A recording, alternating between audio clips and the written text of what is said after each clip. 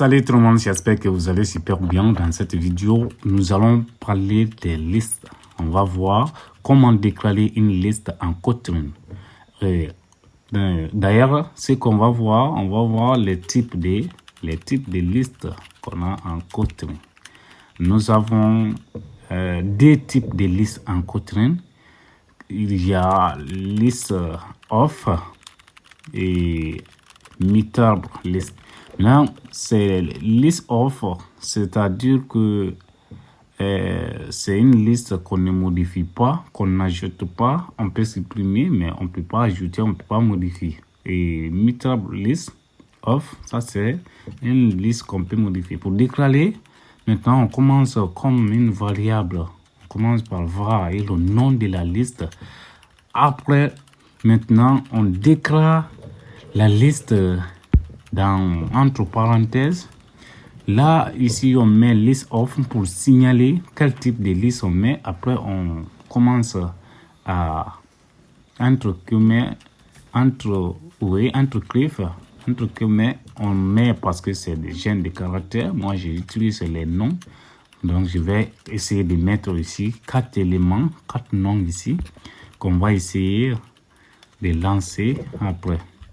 Maintenant, j'ai écrit encore le nom. Voilà. Maintenant, ici, vous avez vu, on a 4 éléments.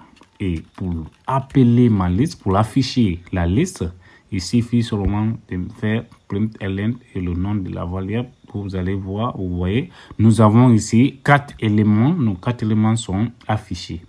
Et si nous voulons aussi afficher un seul élément, là, on va aller print ln. Et je mets le nom de ma liste et on va utiliser d'abord la taille pour savoir il y a combien d'éléments.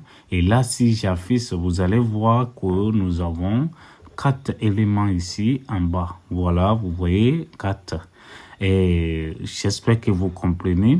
Et si j'essaye encore, je vais essayer d'afficher un élément de la liste.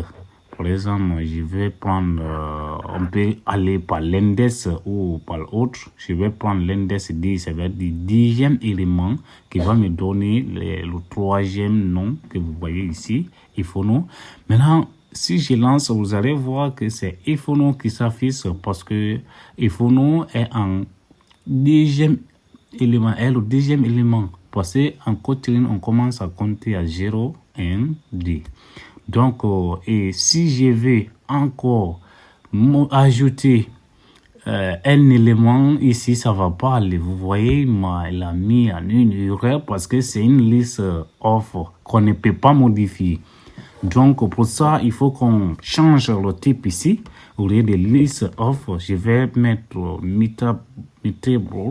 Donc, en supprimant ces paramètres de list of, et on va laisser comme ça. Vous voyez maintenant en bas, tout marche très bien.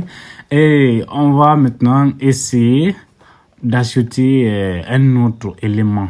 Par exemple, en mettant add, qui veut dire additionner ou bien ajouter en français. Maintenant, je mets 1000 mono pour que 1000 mono aussi s'affiche dans la liste, qui soit le 5e élément. Et là, je vais encore essayer d'afficher la liste et vous allez voir cet élément va 1000 mono sera dans la liste de mes éléments et il va afficher. Et là, on se patiente, on va voir. Voilà, après la compilation, vous voyez maintenant 1000 mono est là. Merci, on continue. Et qu'est-ce qu'on peut faire encore? On va juste essayer de supprimer un élément.